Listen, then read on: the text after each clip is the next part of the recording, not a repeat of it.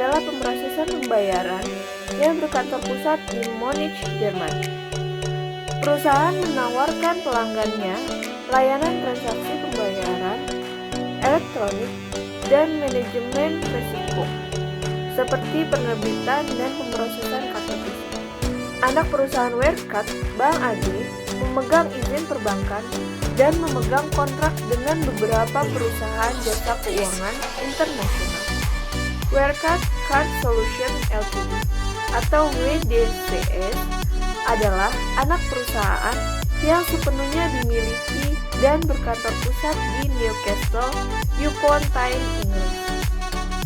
Dengan lisensi e-money yang memungkinkannya memberikan kartu virtual. Skandal Wirecard adalah serangkaian skandal akuntansi yang mengakibatkan kebangkrutan Wirecard, seorang Jerman profesor pembayaran dan jasa keuangan penyediaan yang merupakan bagian dari DAX Index. Tuduhan malpraktek akuntansi telah membuntuti perusahaan sejak awal berdirinya, mencapai puncaknya pada tahun 2019 setelah Financial Times menerbitkan serangkaian investigasi bersama dengan puluhan pelapor dan dokumen internal. Pada 25 Juni 2020, Wirecard mengajukan pilot setelah terungkap bahwa 1,9 miliar telah hilang. Pemutusan hubungan kerja dan penangkapan CEO Markus Braun. Pertanyaan diajukan berkaitan dengan kegagalan regulasi di pihak Federal Financial Supervisory Authority atau BaFin, pengawas keuangan teratas Jerman, dan kemungkinan malpraktek auditor lama Ernst & Young.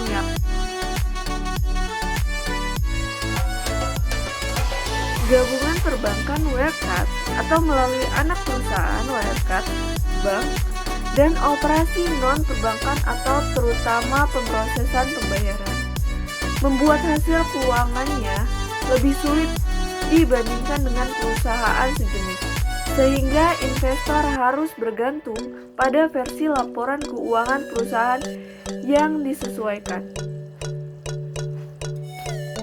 Akun yang disesuaikan tidak seperti pelaporan yang mengikuti standar pelaporan keuangan internasional, menghasilkan angka pendapatan dan arus kas yang meningkat. Bendera merah dikibarkan pada awal tahun 2008 ketika Kepala Asosiasi Pemegang Saham Jerman menyerang penyimpangan neraca Wirecard.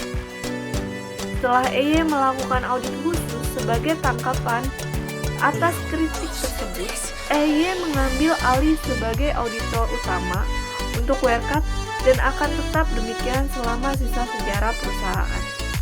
Sebagai tanggapan otoritas Jerman, menurut dua orang karena pengungkapan kepemilikan saham Wirecard tidak memadai. Pada 2015, Financial Times melaporkan apa yang dilihatnya sebagai kesenjangan yang signifikan antara aset dan liabilitas jangka pendek dan bisnis pembayaran Wirecard.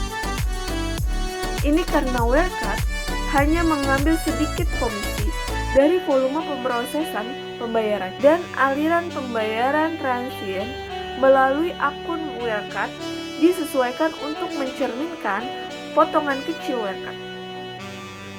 Sebagai tanggapan, Wirecard mempertahankan layanan skilling, sebuah finansial hukum Inggris, dan FTI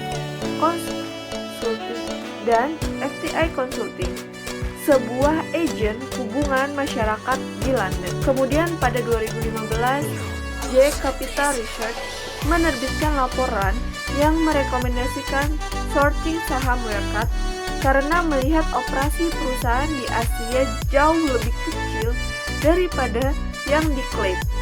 Pada tahun 2016, sebuah laporan kritis yang diterbitkan oleh entitas yang sebelumnya tidak dikenal bernama Zatara menyebabkan jatuhnya harga saham, mendorong BaFin untuk meluncurkan penyelidikan atas manipulasi pasar.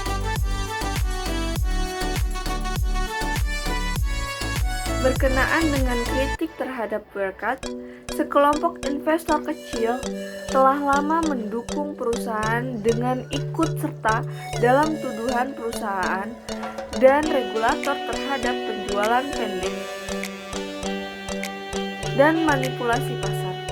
Para kritikus mengutip kecenderungan regulator Jerman, pers dan komunitas investor untuk mendukung Wirecard melawan apa yang mereka anggap sebagai serangan tidak adil. SoftBank berinvestigasi dengan suntikan dana 900 juta pada tahun 2019.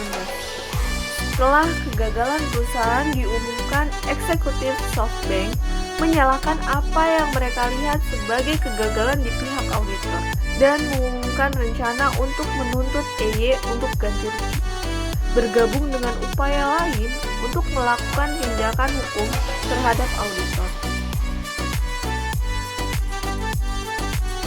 Bevin melakukan banyak investigasi terhadap jurnalis dengan short seller karena dengan manipulasi pasar.